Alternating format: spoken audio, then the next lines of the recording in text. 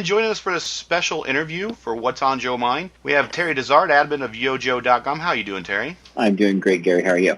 I'm doing fantastic. Thank you for joining us tonight. Can you please introduce our special guest? Absolutely. It is my honor and great privilege to introduce Buzz Dixon, story editor and staff writer on G.I. Joe, A Real American Hero from 1983 to 1987. Buzz, how are you doing tonight? I'm doing just fine, thank you. Welcome, Buzz. Thank you for coming on. Well, I'm happy to be here. Thank you for inviting me. I appreciate it very much. Okay, Buzz. First question. How did you get started in comics and then transition into writing for cartoons? Well, it was actually the other way around. I started in cartoons and transitioned into comics. Make a very long story short, I had lucked out and gotten a staff writing job at Filmation Studios. And from there, I went on to work for Ruby Spears when they were doing Thundarr the Barbarian. And while I was working on Thundarr the Barbarian, I had the good opportunity to meet Steve Gerber. And Steve, of course, was the creator of Howard the Duck. I had been in the Army from about 1972 to 1978. And when I got out, I lucked out and got a job as a staff writer at Filmation Studios. And from there, I went on to have a staff job at Ruby Spears when they were doing Thundarr the Barbarian. And I met Steve Gerber and Jack Kirby while I was working on Thundarr.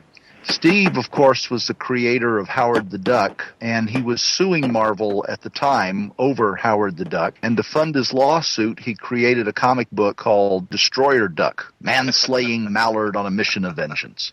And Steve asked me if I would write a short scene for his book to help meet a deadline that they had to do. So I wrote a 2-page fight scene that was drawn by Jack Kirby. So I tell people my comics career started with Jack Kirby, and it's been downhill ever since. But from there, I ended up working on other people's comic projects. I worked on Eclipse Comics, Alien Encounters, and Tales of Terror, and books like that. And I worked with Steve on other projects. So I had some comics experience and background, but I was working primarily as a animation writer at the time.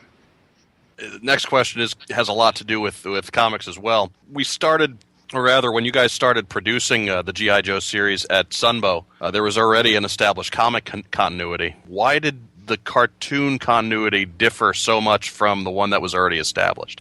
The best answer I can give you is this. You have to remember that G.I. Joe was first and foremost a toy line. And to Hasbro, the comic books and the TV shows were viewed at the time as loss leaders. It was nice if they made a profit, but they didn't have to make a profit. What they were there for was to promote the toys. And as long as the toys were correctly named and correctly depicted, Hasbro wasn't overly concerned that the comics had one continuity and the TV show had an entirely different continuity. In fact, after the first 2 animated specials, they were a little bit dissatisfied with the direction that the original writer had taken with it. That was Ron Friedman. And I'm not saying this is a put down of Ron, because Ron is a great writer and he's done tons of work in animation, but he just didn't have quite the right sensibility to do G.I. Joe. And so when they went to the regular series, they restaffed. They got Steve on board as a story editor. Steve brought me on first as a staff writer and then as an assistant story editor. And then I took over story editing for the second season of the show.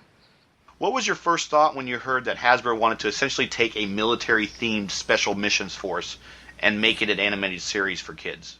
The first time I had any inkling they were going to do this was when I saw commercials for the comic book on television. And I remember thinking at the time, first off, I was stunned that they would do trailers basically for a comic book. And I remember thinking, boy, if they would only let us really animate things like that, we could do a really great show. That would be tons of fun. At the time, and this might cut into something that you were going to ask later on, but I'll just jump ahead to it since it kind of ties together.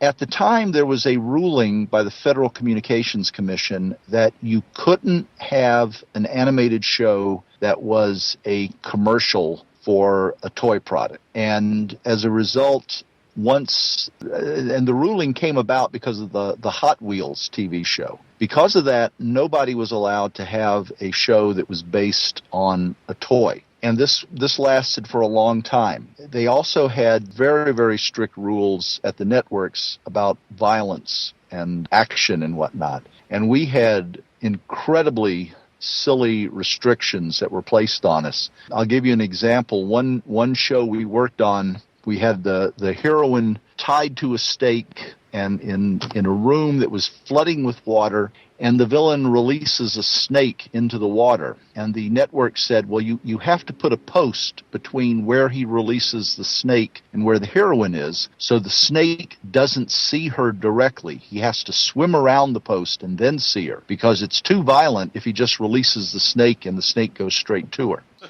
What? That was pretty much our reaction too. Yeah, What? So now, I mean, the villain has to go through the extra step of making sure his snakes have good vision. Exactly. Yes. No wonder James Bond wins. Exactly. Yeah. Exactly.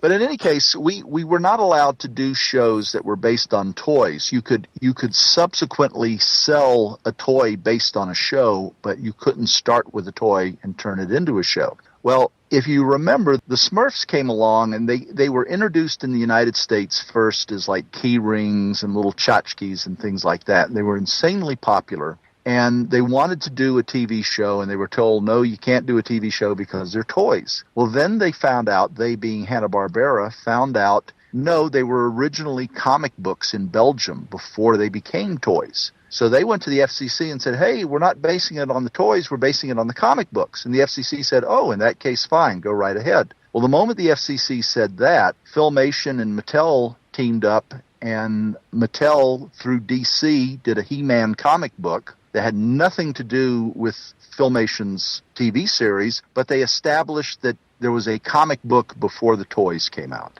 And the same thing with G.I. Joe. They took not the classic G.I. Joe, not the 12-inch figure, but they took the new characters that they were doing and they introduced them first in the comic books. So they could say, with some justification, these aren't based on toys, these are original characters in a comic book. Well, yeah, the original characters in a comic book that had been designed by a toy company and handed over to, Marvel to turn it into a comic book. And like I said, Hasbro saw this as a loss leader. What they envisioned was the shows and the comic books would go out there. If they broke even, they'd be happy, and it would just be, in reality, a 30-minute commercial for their toys.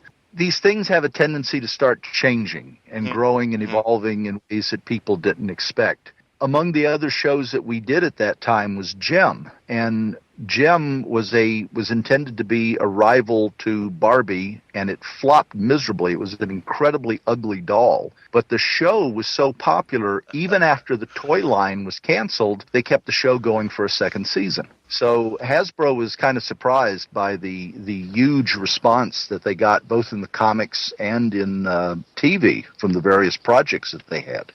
Many fans notice the small visual and written cues that connect the Sunbow productions of Transformers, G.I. Joe, and Humanoids, Gem, etc., etc. Were these always intentional, or were they just kind of Easter eggs for fans who just stayed up all Saturday morning to watch all these shows, or were they just a happy coincidence from having the same writers work on the same shows? Yes. Excellent. Fantastic answer. It's a little bit of all three. The primary linking factor in all of our shows is Hector Ramirez.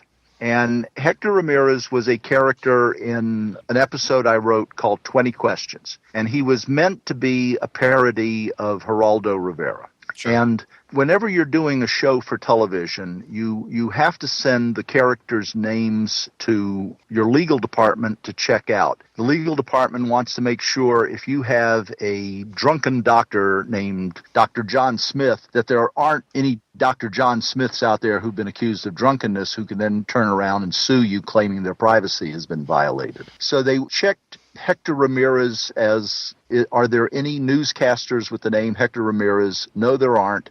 Okay, fine. Hector Ramirez is approved character for this episode. Well, a short while after 20 Questions, we were doing, or I was writing The Traitor, and it turned into a two-parter simply because we couldn't get the story cut down to fit 30 minutes. And I thought instead of doing the standard in last week's or in yesterday's episode, I did it as the opening of a news program, 20 Questions, where Hector Ramirez basically recaps the previous episode as a news story. And since we had already established Hector Ramirez and we didn't have to recast the voice and we didn't have to check with the legal department again, they said, fine, use him. Well, at that point, anytime any of the shows such as Transformers, Inhumanoids, or Gem needed to have a newscaster, Hector Ramirez was the guy they turned to because he had already been approved, we already had the character designed, and it just became a lot easier to use somebody who was already in the toolkit, so to speak, than to create a brand new character for every episode that might have to use a newscaster. And at that point, we started working things in, little sly references and things here and there. For the My Little Pony movie, I tried to get the Pony universe tied in with the Transformer universe, and we were making three movies simultaneously. We started with My Little Pony, and then we went to Transformers, and then we finished up with G.I. Joe. And I had not rewritten the script, but I had given a lot of notes and suggestions and whatnot on the My Little Pony, the movie. And one of the things I suggested was at one point when the ponies are going out looking for help, one of the ponies would fly to the Transformers base and see if any of the Transformers could help him, and another pony would fly to Joe headquarters, and Shipwreck would be, sitting on a back porch of the barracks drinking a beer, and this flying pony would come up and ask him for help, and Shipwreck would just say nothing, just stare at him, and the pony would fly away, and Shipwreck would pour the beer out. And they laughed and said, no, we're not doing that. So we weren't able to tie Pony into the rest of the Hasbro universes. Fantastic. In hindsight, it's extremely funny now, but if I saw that as a kid, I'd be like, what the hell? That's cool. That was great. So, Buzz, the episodes that you wrote had a certain level of maturity, not often seen by some of the other writers, such as the trailer we were just talking about. That was dealing with Dusty's ailing, I think it was his mother, and then Cobra paying him turn. That's kind of heavy stuff for a kid's cartoon. Loyalty to your family versus your government and your fellow soldiers. Were you aware of that kind of level of maturity? Was that what you were going for? Very much so. I was a member of a group at the time that was called the Cartoon Fantasy Association, and this was one of the very earliest groups that was interested in Japanese anime. These were the original dictionary jockeys, the people who would be sitting there and translating Japanese phonetically to try to figure out what the stories were about and whatnot. And I had seen a number of shows that they had done that had been much more mature in content and in topic matter than what was being allowed to be done on, American cartoon shows. I mean, typically we would do let's say a superhero show, and the superhero, he's fighting a villain who wants to steal the Statue of Liberty. And okay, fine, he steals the Statue of Liberty. Who's going to miss a meal because the Statue of Liberty's been stolen? Who's really inconvenienced because the Statue of Liberty has been swiped? And I wanted to do things like the Japanese did, where it was more focused on the characters and things that were happening to them, as opposed to just, Joker stole something, let's go chase the joke and get it back. So The Traitor was really a very good, for me, chance to do that, to say in a real situation, you're not dealing with characters who are one-dimensional superheroes who have no private internal lives. The Joes are very vulnerable as people. They're very vulnerable. Well, for example, all their code names. One of the things that I brought to the series was that the code names, while they had already been introduced, I said we have to emphasize the code names are important, because if Cobra ever figures out who they really are, then their families are at risk. And we know this with like SEAL Team 6 and whatnot. We know there are these American commando units where we know the units exist, but we don't know the names of anybody that's in them. And the reason we don't is that we're trying to protect their families. We're not going to put their families at risk if some terrorist finds out who they are and then sends somebody over to their grandmother's house to shoot her. I say we've got to emphasize that the Joes are operating under these what you call nom de guerre, I guess, code names. And so that way it makes sense. There's a reason for it. I mean, they really do need to keep their real-life identities secret because Cobra would do exactly to them what was done to Dusty. The moment they identify someone, the moment they find a weakness, they try to exploit it. Now, let me interject real quick. Does that also include the Joes not knowing each other's real names, or would you assume they would know each other's real names? Some of them know each other's real names. Some of them don't. I forget our sniper character. Lowlight. Yeah. He couldn't care less. I mean, he's a borderline sociopath. He really doesn't care anything about anybody else, you know. But others, they would know. Doc and a few of the medics, they would know out of necessity who these people are because they would have to know their medical histories. Clearly, General Hawk and Duke and Flint, anybody who has a leadership position would know much more about the individual soldiers than the individuals might know about one another. But at the same time, one of the reasons I was brought onto the show was I had spent 6 years in the Army. I knew something about how the military functions as a unit, how people interact with one another. One of the reasons they wanted someone like myself on the show was that, you know, the very earliest scripts that they had sergeants giving orders to generals, they had privates giving orders to captains, and it's like you don't even know how the ranking system works. You don't even understand a chain of command. I brought a little patina of military, what do you call it, verisimilitude? I guess that's the word. There was a little bit of realism in the way that the characters acted in a military context. I mean, there was it's a fanciful show, let's be honest. But at the same time, we tried to put a little bit of a spin on it that was, well, yeah, I mean, you would have people acting this way and not some other way, you know, if they were in a military unit. Going back to the previous question, which you actually covered the first half talking about the restrictions in the 1980s on cartoons, was it difficult to make a transition from writing a cartoon for the sake of being a cartoon to writing a cartoon that was going to be selling a product, or a toy line in this case?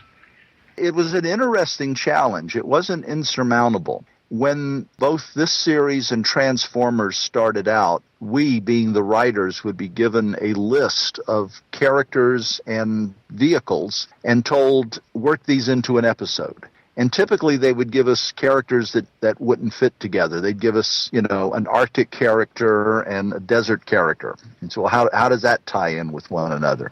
And in a way, it was good because it challenged us to figure out stories where an Arctic character and a desert character would have to interact with one another, where there would be something that would tie them together. But after about the 10th or 12th show of the series, I mean, Hasbro just realized, yeah, you know, you guys, you understand it. We don't have to tell you what to do. You just make sure everybody gets a dialogue scene every now and then and go right ahead. And at that point, they pretty much left us alone in terms of telling us what had to be in a particular episode and what couldn't be in an episode. Now, interestingly enough, we were doing, in the second season, I should say, we had already started work on the first 5 episodes. And I had pitched a concept called The Most Dangerous Man in the World. And the concept was that the Nietzsche, the Karl Marx, as it were, of Cobra, was being held in a secret prison by Cobra. And he was the guy who had come up with the philosophical, political basis for Cobra. But Cobra had, completely turned his philosophy on its ear. And they were just, now a run-of-the-mill terrorist organization. And they were keeping him hidden because they didn't want him getting out and telling people, no, Cobra Commander got it all wrong, he screwed it all up and whatnot. So when he escapes from this prison, Cobra was going to suspend all operations around the world and start searching for him. And the Joes would find out about this and say, well, we have no idea who this person is, but if Cobra wants him, he must be valuable. So they'd start looking for him, and they would find him first, and then this guy would turn out to be just an incredibly obnoxious, jerk. And he eventually escapes from G.I. Joe, and Joe's just say, you know what, let him go. He'll do more damage to Cobra on the outside than he will, if we've got him. And Hasbro loved it. They thought it was great, and they said, get to work on it right away. And, oh, yeah, there's one thing. Find a place for the Cobra Emperor. And I said, the what? And they said, the Cobra Emperor. We're introducing a new character. Yes, exactly. It became eventually Serpentor. And I said, well, where did this Cobra Emperor come from?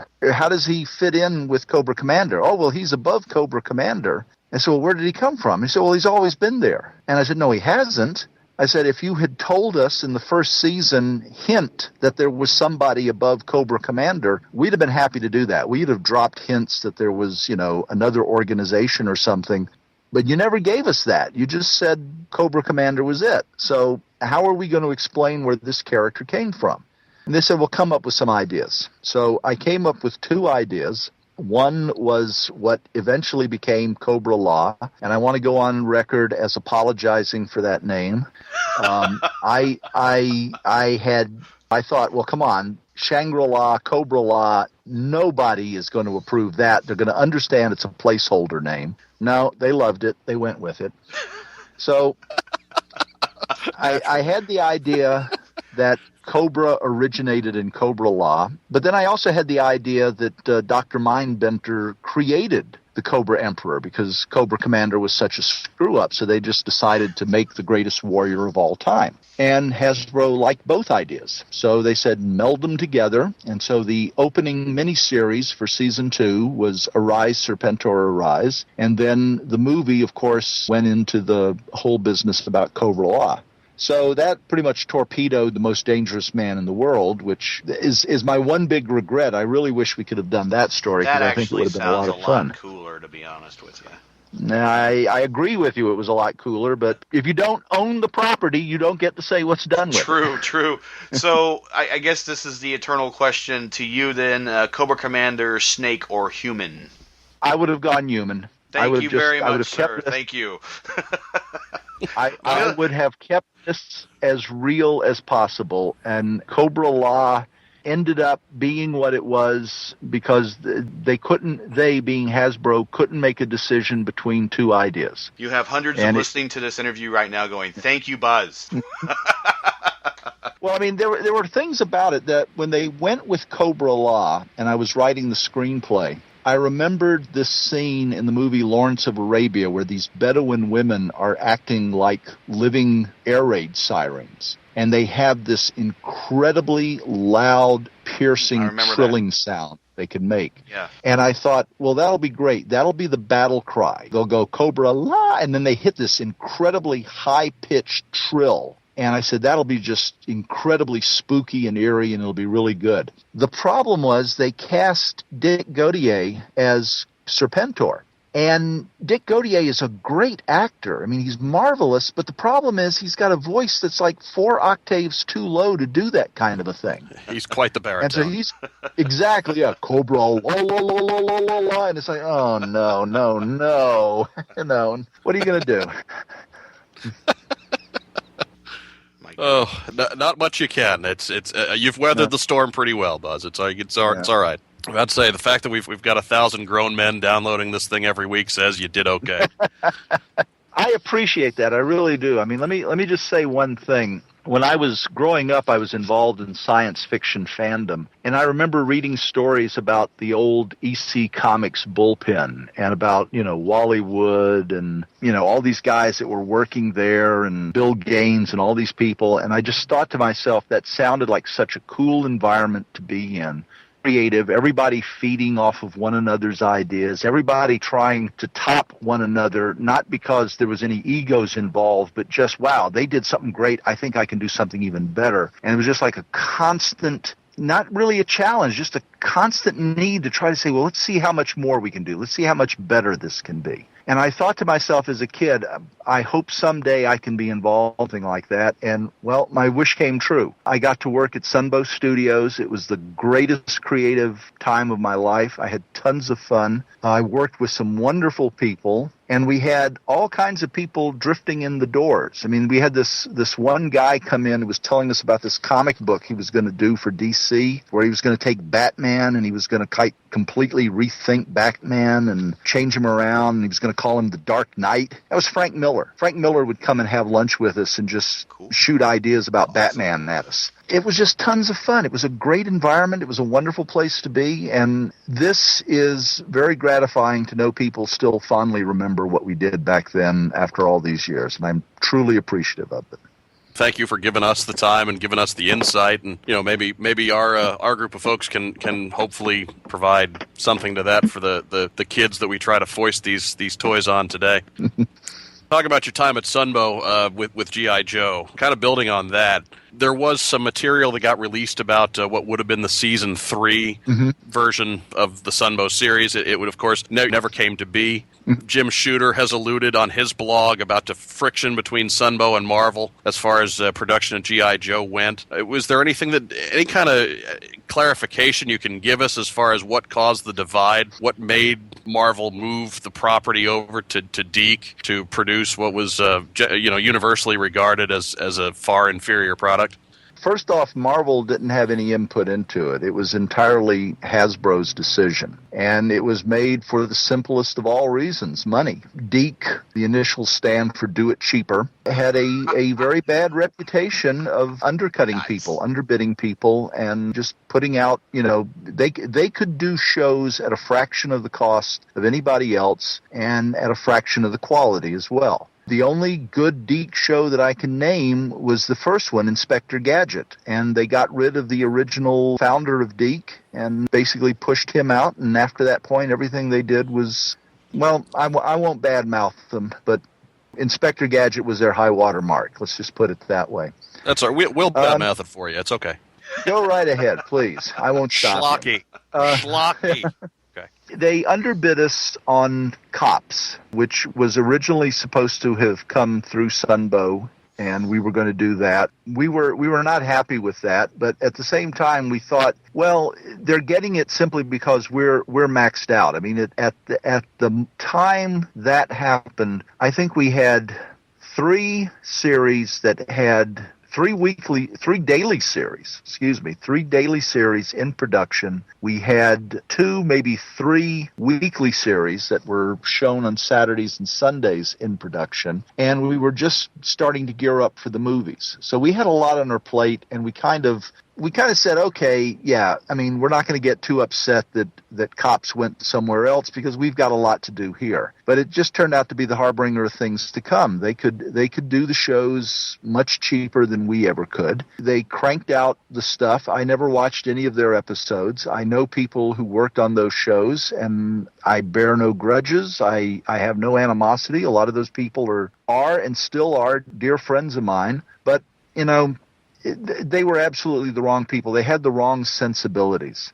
As for friction between our office and Marvel Productions, not really. I mean, there was some friction over the kind of way that we did business as opposed to the way they would like to have done business. We had a habit of going into I'll explain something so you'll understand the technical reason here. Typically, you write a script, you record the script, then you give the recording to the storyboard artists and the layout people and what they call the timers who figure out the lip movements and everything else so it's all lip syncs in, and then you animate it. So for American animation, you need to have your soundtrack locked in. And typically, we would write a script, and at the same time we were recording it, it would be storyboarded so that at least the preliminary flow of the story could be laid out by storyboard artists, and then the timers would come in and make sure all the lips synced up and whatnot. Well, we had a habit of rewriting the scripts in the recording sessions. We'd sit there, we'd hear a line, and it'd be a bad line, and we'd say, okay, we're going to change that. Or the scene wouldn't work, and we'd change it. And that's one of the reasons why our shows were just a little bit better than other shows, was because, we didn't have any qualms about doing stuff like that. I mean, if we said, if it reads flat, if it's not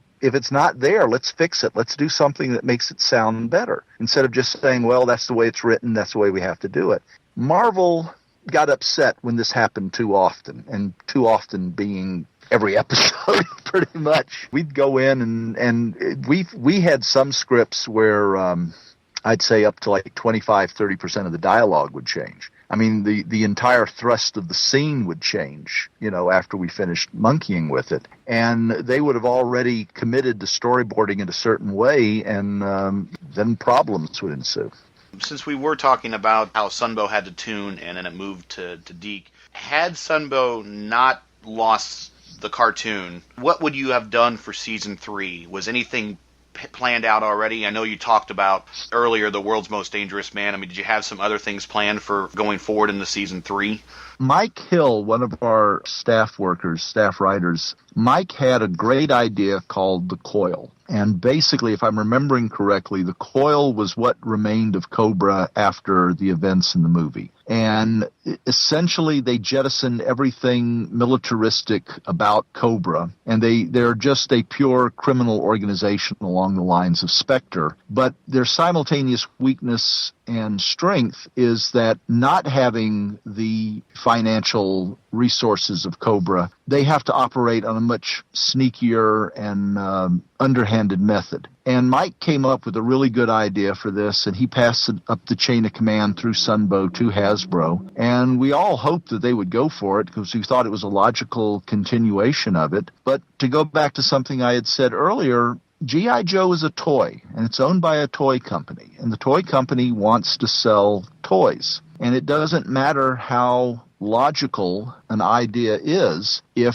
they don't see how they can sell toys, they're not interested. And from their point of view, they wanted to control, and it's logical from their point of view. I'm not saying they were wrong, but they want to control every aspect of every toy license they own. So every character that was in G.I. Joe, every character that was in Jim, My Little Pony, you name it, they had to own it completely. I mean, there's a reason that there has never been a Hector Ramirez action figure, and there never will be a Hector Ramirez action figure. They don't want to have to deal with the question as to who owns the right to Hector Ramirez. So, okay, fine. Hector will never make an appearance as a toy unless, somebody does one as a custom job. But, that's just the that's okay. That's just the way the business is. And, we knew that going in. We knew we didn't own these characters. We knew they could change their mind, and they did, and they could be quite capricious, and they were. And,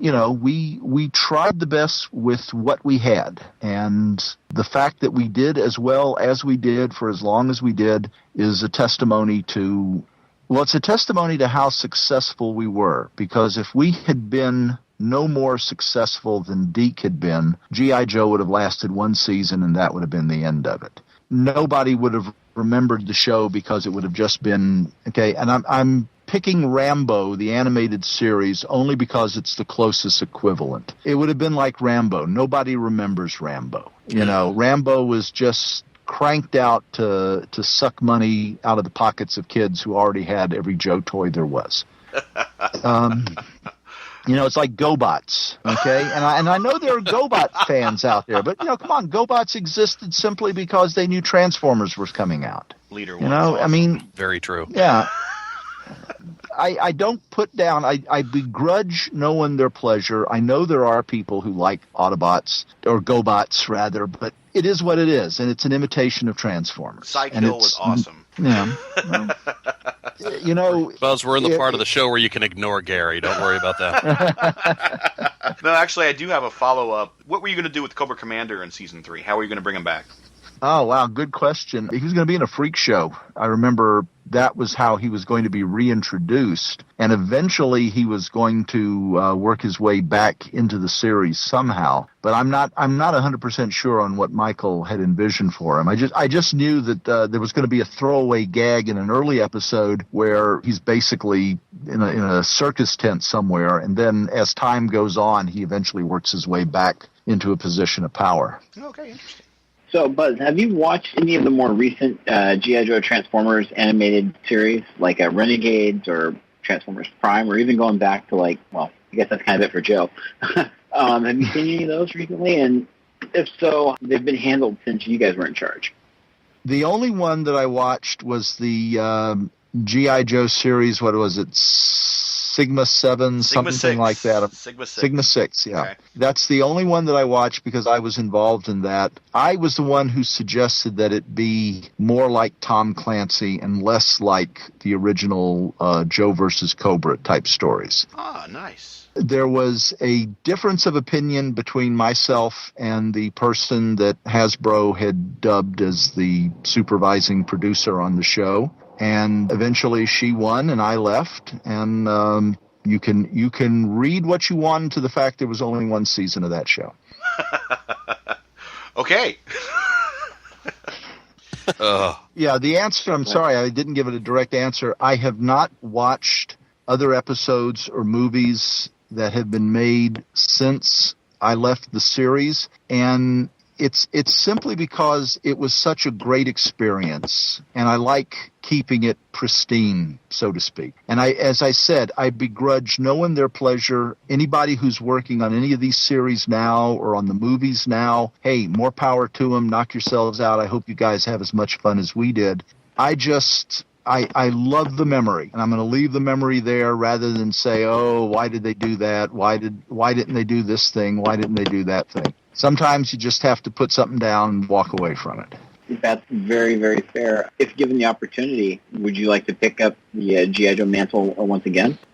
Well, they asked me with the second series, the Sigma 6 series, and that didn't work out. Briefly, when who has the G.I. Joe comic book now? IDW. Well, whoever has it now. Yeah, whoever has it now, one of the companies that had it before them approached me and said, Devil's Due, yes, that was it. Devil's Due approached me and said, was there ever an episode that you wanted to do that you didn't get a chance to do? And I said, yes, and I told them Most Dangerous Man in the World, and they expressed interest, and then I never heard from them again. And I don't know what caused the loss of interest, if it was just scheduling problems or what, but I don't go out seeking more.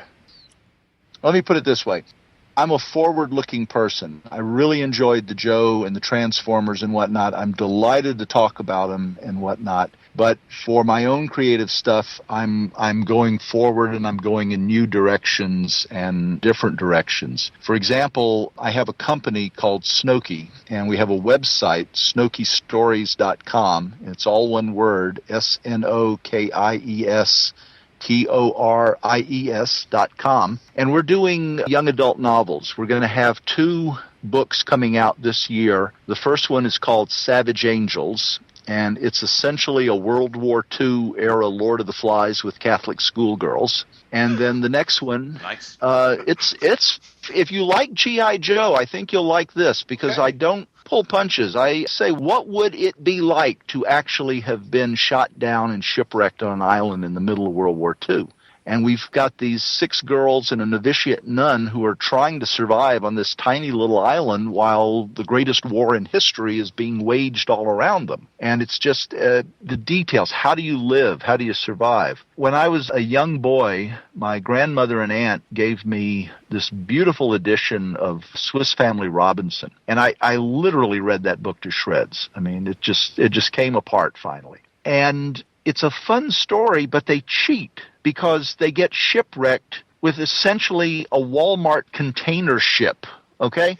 They've got all the tools they need. Yeah. They've got all the gunpowder. They've got all the cloth. I mean, they're shipwrecked with virtually an entire store of supplies right on the beach. So, yeah, that's not much of a challenge in a shipwreck story. In mine, the girls, when they finally get washed ashore on this island, they literally have just the clothes on their back. That's it. And then they have to find food, they have to find water, they have to figure out how to start a fire, they've got to build shelter and whatnot, and at the same time they got to dodge the Japanese because, the Japanese are patrolling the area. So it's going to be a fun story. I think it's going to be pretty good. As I said, people who like G.I. Joe, should like this. The next one that'll come out And both of these books, the first drafts of both of them have been completed. We're just in the editing stages on them now. The next book is going to be called The Rustlers of Rimrock, and it's about 4 girls who steal a herd of wild horses to save them from slaughter. And this is another story. It's a great cross-country chase. They're trying to get this herd of wild horses to safety. They're being chased by the person who wants to have the horses killed. They've got every imaginable problem that you could come up with, trying to get them across desert with windstorms, heavy traffic when they're trying to cut across a highway, brush fires, you name it. So, I have come up with 2 very action-filled stories that I think people would like. And if they liked what I did with Joe and Transformers and Jim and things like that, I think they'll like these stories. We know IDW listens to the podcast. IDW, I want to see a comic on the world's most dangerous man. Make it happen. I second that. I haven't bought a comic book since 1994. Well, there you go. That you guarantee at least 2 sales right off the bat. Hey, in this environment, that's better than most people can collect. That's true. Not to mention pseudo-celebrities and truly legends in their own mind. Yeah. You were the story editor on Worlds Without End back Yes. in season 1, which is one of the better Joe stories that was written for the series. Certainly one of the most mature type stories to come from 80s cartoons. What was the inspiration behind that story? And I mean, was it written as a way to remove characters without killing them off? Were you trying to? Well, I don't want to throw subjection out there. Just you go ahead and tell us what. No, what you it guys... absolutely was. You're correct. It absolutely was done to explain why certain characters were being removed from the toy line. When I came on the show, the earliest episodes, the miniseries, it was, let's just be kind and say, very, very fanciful. And they would have in the earliest episodes things like jet airplanes swooping down and cutting tanks in half with their wingtips. And one of the things that I did when I came on was I said, the nonsense has got to stop. I mean, these weapons have to be treated like real weapons. The vehicles have got to be treated like real vehicles. You're not gonna cut a tank in half with a jet. Whatever happens, it's not going to be pleasant for the jet. I'd block that out. Yeah. Ugh. Okay. I would try to do that, and I would try to bring, as I said, a level of verisimilitude to it. And one of the things that I wanted to do from the very beginning was, I said, look, you've got people setting off explosives, firing rockets, shooting lasers. Somebody's going to get killed. And so we can't have that. We can't have anybody get killed. Nobody can get killed. And I said, well, can people be wounded? And they said, well, yeah, as long as they're okay in the next episode. And I said, well, if you'll let me do that, I can work with it. We'll just refer to casualties. And Hasbro didn't know that casualties means both wounded and dead. So in my shows, I always try to have some reference to, we suffered 20% casualties or something like that. A lot of those, what we call the ND Joes, the nondescript Joes, the ones in the plain uniforms before they would get code names. In my mind, a lot of those characters just got killed in these episodes. We just never actually saw them getting killed. Off-camera kills, But awesome. Off-camera kills, yeah. But I insisted in every show that we did, somebody had to get hurt. I was not going to let a show go by where people are firing weapons or engaged in combat and there isn't any suffering for it. I mean, I just couldn't do that. Yeah, so it's almost irresponsible not to. It is. I believe it is because, it creates the idea that there are no consequences for these kind of actions, and there are consequences. You may justify the consequences, but there are consequences. Anyway, when they were going to remove a batch of characters from the storyline, I forget who, was that Christy Marks who wrote that? I'm trying to remember. Yeah, I think it was Christy. If it's not, I apologize to whoever I'm misidentifying, and Christy, I apologize for not remembering more clearly if it was you.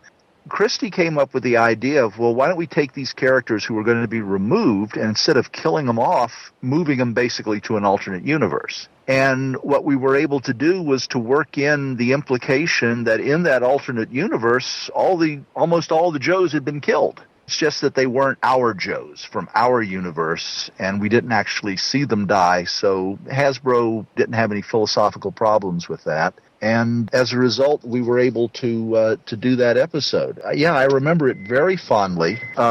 Christy did a great job with it. I mean, Christy did a great job with everything she wrote for us, and she was the only person of all the shows that we did, of every episode of every show, she was the only person who ever turned in an absolutely perfect script where we looked at it and said, there's nothing we can say. It's perfect as is, and we handed it to Hasbro, and they said perfect as is, and it went to Marvel, and Marvel said, right, perfect as is, and she pulled it off. So, she's a great writer. She deserves a lot more attention and respect than she's getting.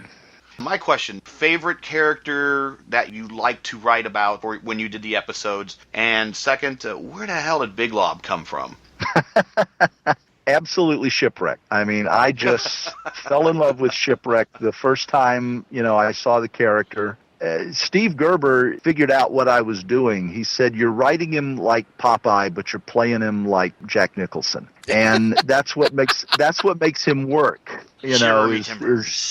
Exactly. Yeah. He is an over-the-top sailor, and he knows he's over the top. He's enjoying being who he is. And he came out that way because when we were doing the series, everybody was pretty much straight-laced in the first season. And by the second season, we started saying, we're going to have a few oddballs in here. We're going to have a few eccentric types. And, Lowlight, the sniper, he's got all kinds of psychological problems. And we could get away with that because, he's a one-of-a-kind type character. And the same thing with Shipwreck. I said, there's going to be one guy who just cannot get with the program. He's good, he's dependable, but he is not, even though he's in uniform, he's not a military person. He's just going to be what he is. And when I saw Shipwreck, I said, of course, he's the sailor on shore leave. He is just... He is the oddball, and he was just tons of fun to write. I mean, you just turn him loose in a scene, and you could take any kind of scene at all, an action scene, suspense scene, anything like that. You throw Shipwreck in there, boom, it goes up 2 notches. I mean, he brings something to the party that none of the other characters could ever bring, as far as I was concerned. Big Lob, I got a stack of characters that were going to be toys, and he was in there, and do something with him. That's interesting because he didn't become a toy until recently. Yeah, well, there was a lot of stuff that was created or designed for the movie that was intended to be toys. In Hasbro's mind, the Little Pony movie was going to be a huge success, and then the Transformers movie would be a huge success, and the Joe movie would be a huge success, and they'd all be these great big huge successes. And Pony did okay. Transformers did so-so, even though it's been very, very popular on DVD and in VHS. And the Joe movie never officially opened anywhere. I mean, we had one screening at that year's Comic-Con. And it wasn't even at the convention itself. We had to rent a theater and bus people to the theater to see it. Wow. They had made a deal, and I may be wrong here, but my impression is they had made a deal with Dino De Laurentiis that Laurentiis Company would distribute the movies. And they were imagining that they would be shown in theaters all week long. And the De Laurentiis people said, no, we're just going to show them on Saturday mornings. We'll have like 2 or 3 shows on Saturday, maybe 2 or 3 on Sunday, and that's it. They'll only be shown on weekends because they're cartoons. They're for kids. And you can make that argument with My Little Pony. You can't quite make it with Transformers and G.I. Joe because they're a different type of audience. They're a little bit older than, quote, just kids. And Hasbro got really upset that the distribution company wasn't doing an adequate job distributing the movies, and they pulled G.I. Joe from them. And as a result, G.I. Joe never got distributed. On top of that, we had written Duke's death scene in G.I. Joe the movie. I had finally gotten them to say, okay, we can kill a character off. Because I said, we've been doing this for a long time, and if we do this as a movie, and it goes out there, and there's no real death, we're going to get a lot of criticism. If we have a major character die, and they were planning to phase Duke out of the toy line, I said if he dies, then it means something. It's got some weight and it's got some resonance to it. Well, they liked that so much, they told the people doing the Transformers movie, we'll have Optimus Prime die as well. Now, there's 2 problems here, okay? Problem number one is that Optimus Prime is a robot. So you can smash him, bash him, trash him, crush him flat with a steamroller, then you can rebuild him. Okay, he can come back. People just accept you can rebuild a robot. This goes all the way back to the Wizard of Oz. Look what they do to Tin Woodman, and he comes back. So you can't really quote kill unquote a robot. The second thing is that the audience for Transformers was about 3 years younger than the audience for G.I. Joe. The Joe audience, 10, 11, 12, up to 14, that was the target audience. I know we had people older than that, and we also had kids younger. But that was our median audience right there. And at that age, you're old enough to understand the concept of death. You realize people can get killed. And for a 12-year-old to be watching a war movie where one of his favorite characters gets killed, it's not going to be as traumatic as a 9-year-old watching a sci-fi fantasy where one of his favorite characters gets killed. It has a different impact. You're expecting something like that in a war movie. You're not really expecting it in something that's the Transformers. And there was a huge negative feedback at the time on Optimus Prime getting killed. And they just freaked out at it, and they stuck in the very clumsy overdub on Duke's death scene where, he's in a coma, and then at the end of the movie, good news, he's out of his coma. Great, Hey, that's okay, Buzz. It only took him 25 years to finally get it right. Yeah, I know. See next movie. Yeah. See, that's the thing, though. It goes back to what I said. If you don't own what you're working on, I am not a big fan of Alan Moore because I think what he does is he rips off public domain properties and tarts them up a bit, and then claims he's done something original with them. Nonetheless, I think Alan Moore is absolutely right in saying nothing should be done with Watchmen. There should be no prequels, no sequels, no side stories. Watchmen was a self-contained story. Everything you needed to know about the Watchmen is in that graphic novel. I can agree. And I'm 100% with him on that case. I mean, it's just I know some of the people who are working on those books, and I understand they think they've got a good approach to it. Fine. I'm not going to be buying any of them because to me, Watchmen is a 12-issue miniseries that got collected. It's one of the best graphic novels ever. That's it. Yeah. I don't think anything they could add to that would take away from that feeling that I had when I first read that at 11 or 12 years old, where my hair was standing on end at the end of that series, just going, "Wow, that was fantastic." I don't think they're ever going to be able to recapture that. Yeah, I mean, but how?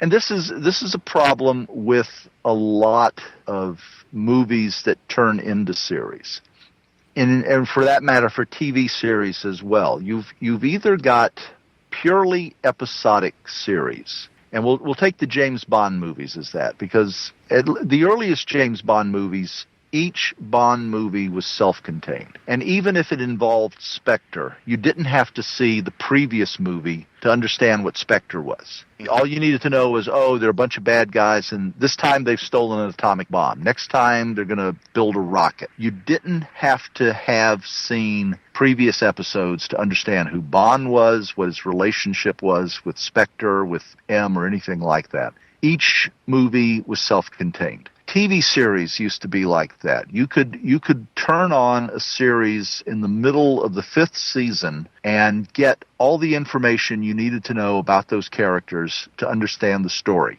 You didn't have to have seen 12 episodes. You didn't have to know all this esoteric knowledge. Now, there's clearly a place for that kind of storytelling as well, that kind of soap opera-ish storytelling where it builds and builds and builds and then comes to a climax. But you can do one or you can do the other, but you can't do both. And with G.I. Joe, we were episodic. We were just saying we're going to do one, and each episode is a new episode. It's a new story. Nothing really changed between G.I. Joe and Cobra until after the movie. And then after the movie, everything had changed. And, I have no idea what they did at Deke, and I have no idea what was done in the comic books after that. Because like I said, I was just pretty much self-contained with what I had done, or what we had done, I should say. But to me, we ended that story. It's over. And if somebody is going to recreate it, remake it, do something new with it, that's fine. I have no objection to that.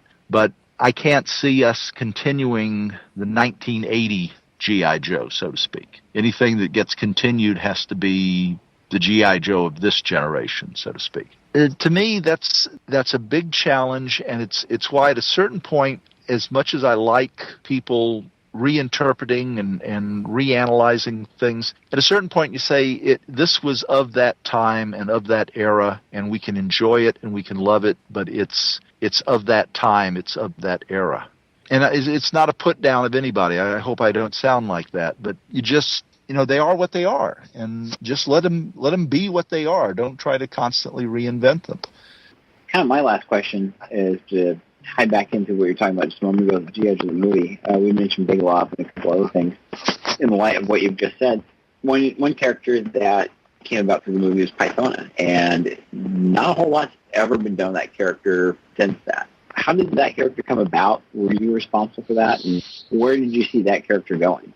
I was responsible for that character. I was responsible for every Cobra-La character with the exception of Nemesis Enforcer. Nemesis Enforcer had been created by Ron Friedman, and Hasbro liked him, and they were going to build, a toy based on him. And so when they asked me to rewrite the script from the ground up, they said, keep this character in, we like him. So I changed his name to Nemesis Enforcer. I forget what Ron had called him originally. And I basically made him that. He was the enforcer for Cobra-La, if you remember from the movie. The Joe characters were all handed to me. And if you remember, they're all pretty blatant, stereotypical 1980s TV show characters. And they were embarrassing to work with then, and they're kind of embarrassing to look back at now because, I look at them and I just think we tried our best to make these characters work, and they clearly didn't work. And the reason they didn't work was that nobody really thought about how they were supposed to fit in. There were two groups of characters. There were Sergeant Slaughter's group, which is basically pro wrestlers. They were all supposed to be renegades from Cobra, but they were, in essence, they were all pro wrestlers. They were actually made more sense than, the new recruits that we had. Pythona was a character that I created, and we simply needed to have a villainess to round out, new Cobra-La characters. Globulus, the chief villain, Hasbro got cold feet with him because I originally envisioned him as this big, fat blimp of a guy, kind of based on Charles Lawton. And he was just this huge, fat, corpulent guy, and he's being carried around at all time, and people are popping grapes in his mouth. He doesn't do anything. He doesn't move, lift a finger, or anything. And then at the end, Sergeant Slaughter confronts him, and he basically says, well, I suppose I'll have to get my hands dirty. And he gets up, and he pounds the crap out of Slaughter. He's fast, he's quick, he's strong. His shape completely fools you. You think this guy is just a big butterball, and he's not. He is just rock-hard muscle. And like the Kingpin of Spider-Man. Yeah. And I wrote him like that, and Hasbro said, "Oh no, he comes across as too effeminate, too gay. We can't have that." So they, made him all weird mutanty and whatnot. Yeah, I was going to have him. He was going to be doing going up on point like a ballerina and coming across on his toes, and then wham, just kicking the crap out of Sergeant Slaughter and just doing stuff like that. And I see nothing. The whole point. I see nothing effeminate of beating up Sergeant Slaughter. Exactly. Yeah. It's if. This is the thing about, a little sidebar here. One of the things that I dislike about horror movies is that they make women the victims. If you want to scare me, make the monster somebody that can kill guys easily. Give me somebody who can take a 250-pound guy. Predator, perfect example. Predator wipes out a team of crack commandos. That's a scary monster. That's somebody you don't want to mess with. Jason, yeah, he bumps off teenagers. Come on. Where's the challenge in that? I'd say we could do that with a anyway. No, I'm not going to finish that joke. Yeah. I'm not going to finish that joke. That's whatever sponsors we don't have would certainly pull out after that. All right. I suppose we're out of all the properties you worked on, G.I. Joe, Transformers. Even if you want to dip into the My Little Pony well, we'll even talk there. We may not have much to say, but we'll talk with you there. What was your favorite overall episode that you got to either write or have a big part in the production of? The Traitor, absolutely. Because the Traitor let us take a step back from the larger-than-life exploits and, as I said, focus in on the characters, the people, and what it was like to be a Joe, and why the Joes had to have secret identities so that people couldn't track them down and couldn't try to do stuff. And it also touched on the fact that in reality, you don't have people...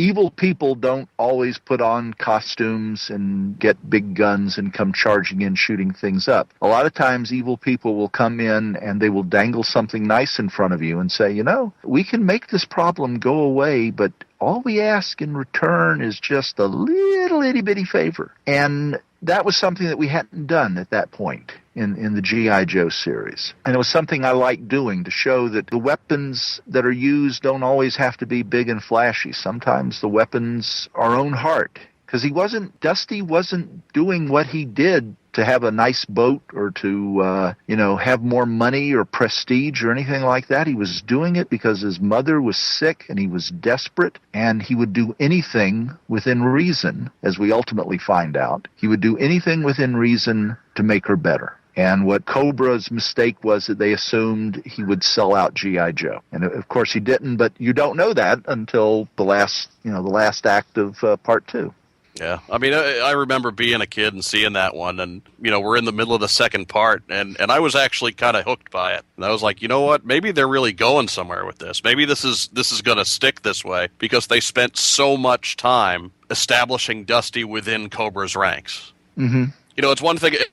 You mentioned that you were trying to cut that down to make it a single episode. I don't think it would have worked as a single episode. Because I don't think so. Yeah, no, but you were saying, go ahead. Yeah, I was agreeing with you. I clearly don't think so, because it ended up as a two-parter. There was no way to make it work and have the proper emotional resonance that it had. Yeah, I mean, there was actually a sense of relief there. I mean, and I was a kid. Granted, I was 9 years old, but I was a pretty bright kid. Usually we're able to pick out where the episode's going by the time you get to the end of it. And I have to admit, the first time I saw The Traitor, you had me totally snaked on that one. I was absolutely lost.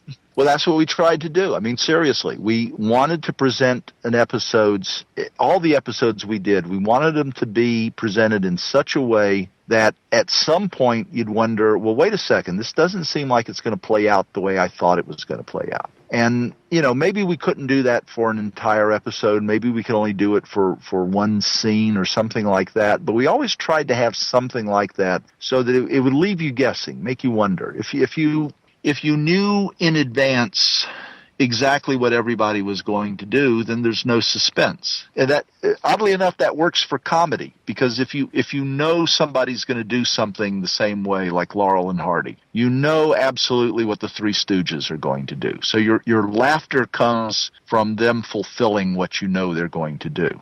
A lot of times now with this, what I would say has been the big nostalgia kick of the new millennium, there's been a lot of focus on the voice actors. And I always tend to say, well, the voice actors wouldn't have anything if it wasn't for the writers. So really, I mean, you and a lot of your peers, I think, deserve a lot more of the credit for how great these shows were, because, you put the words to paper. You created the scenes. With that said, have you ever watched an episode of one of the shows you've written? It doesn't necessarily have to be G.I. Joe. It can be from one of the other properties. And when you wrote a line, you had a particular way you were thinking that it would be delivered. Did the voice actor deliver it differently than what you had intended? And if they did, was it better or worse? Well, that happened quite a lot, and most of the time, unless we had a very specific thing that we had in mind, we just go, okay, that's a different reading, not what I expected, but it works. Go ahead with it. Every now and then, a voice actor might miss the intent of a scene, and we might say to him something like, oh, no, when he says that, he's being sarcastic. He means the opposite of what he's saying literally. Like, somebody might say, wow, you're a genius. And the actor might read it, respectfully. Wow, you're a genius. No. You're being insulting at this time. Oh, okay, fine. And so they would change it and do that. We had a couple of interesting incidents with voice actors. We had on Transformers, Casey Kasem. He walked off the show one time. Flint wrote a script where we had a parody of Muammar Gaddafi. And Casey just said, I'm not going to do anti-Arab material here because, his family is Arabic. And he said, I'm not doing the show. And he just got up and he walked out. And we ended up having to recast his voices in that episode with other people who could imitate his voice for those particular reads. We did it in Humanoids where we had a bunch of zombified teenagers going, kill, kill, kill. And the actors, when we were done, saying, whoa, this is supposed to be a kid's show, isn't it? I mean, do you really think this is a good idea that we're doing this sort of thing? And we said, yeah, trust us. It'll be okay. And we had things like that. I think, interestingly enough, the weirdest problem, the funniest problem we had did not involve a voice actor. It involved the storyboard artist. I had written a scene, and I forget the particular episode, but it was the Dreadnoks. And there are three of them having an argument, and they're standing in the middle of an airfield while they're having this argument. And if I recall correctly, Ripper was one of them. And so Zartan is arguing with, I think it was Buzzer, and Ripper's standing to the side. And the scene starts with this argument between Zartan and Buzzer, and then Ripper adds his opinion at the end of the scene. And I typed in the script, Ripper sticks his oar in the water. And the storyboard artist drew a creek running across the airfield, and Ripper's standing there with an oar, and he sticks it in the water at that point. It's like, no, it was a figure of speech. I didn't mean for him to literally do that. Oh. Well, we had stuff. We worked stuff in there. I mean, like in The Trader, there's references to Owsley Chemical Works and, H.S. Thompson Pharmaceuticals and whatnot. I mean, anybody in the know knows that refers to the guy that popularized LSD in America, and Hunter S. Thompson, of course, who was a notorious druggie. One episode, the one where Cobra is inducing nightmares in some of the characters, I think I have Lady J say, she had a nightmare where she was singing the national anthem at the Super Bowl. And Flint says, well, what's wrong with that? And she says, well, let's just say I wasn't in uniform. And, the implication there, she was dreaming she was naked in front of the Super Bowl and whatnot. So I guess you could say I predicted, what's her name? Wardrobe Jackson. malfunctions? Yeah. Okay. Yeah, wardrobe malfunction, yeah. We did little things like that. We worked things in. I like the MacGuffin device. Yeah, we love that one, yeah. Yeah, that was fun. I had Hasbro call me up one time, and they said, you've got one character threatening to give another one a kiwi injection. What is that? And I said, well, kiwi, and this is legitimate. I said, it's a boot polish. And in the Army, if somebody threatens to kick somebody, in the butt, they say, I'm going to give you a kiwi injection, meaning I'm going to kick you with my boot. So they said, okay, we'll accept that. And they let me keep kiwi injection in. And then a couple of episodes later, they said, you've got somebody referring to a Cobra character as a gerbil stuffer. Would you explain that? And I said, well, yeah, snakes eat small animals. So they're talking this guy stuffs gerbils down his mouth. And he says, yeah, right, that's not flying. And so they took that one out. I was about to say, clearly that one didn't get through because we haven't asked you 18 questions about that episode.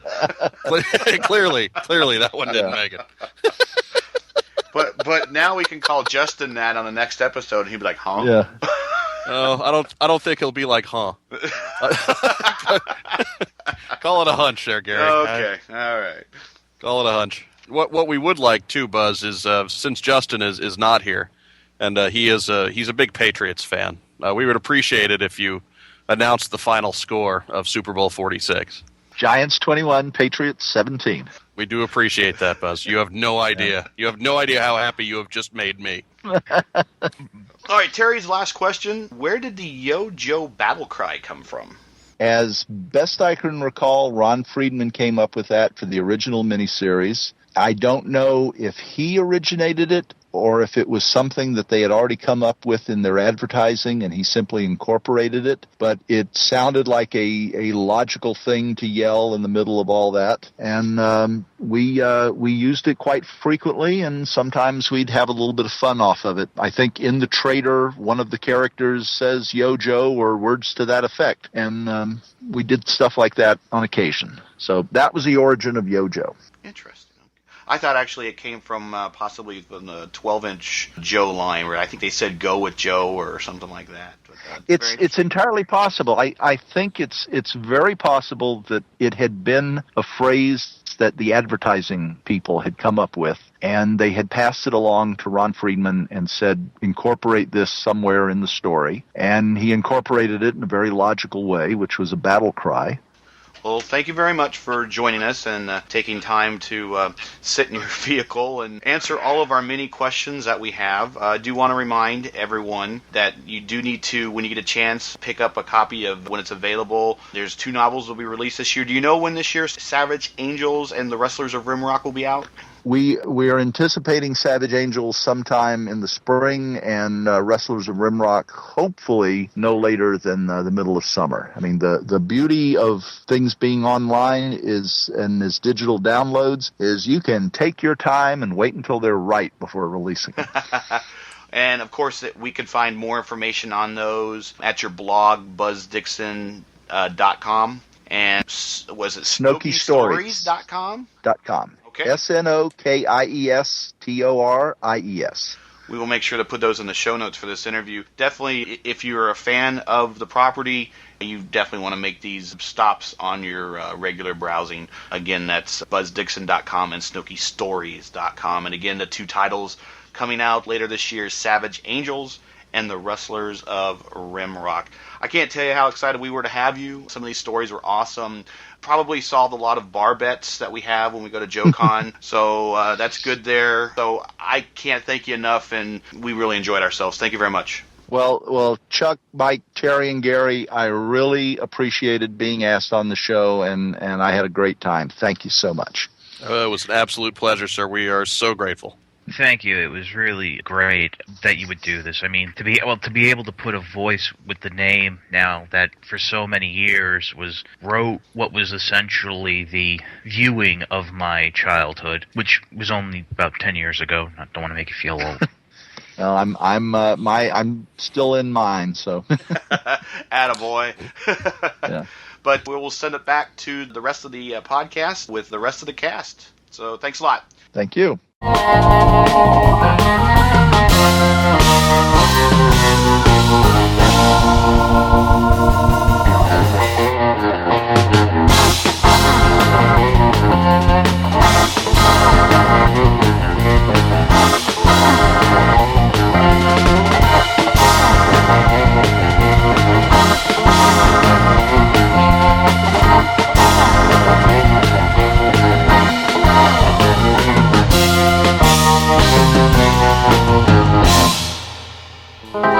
you.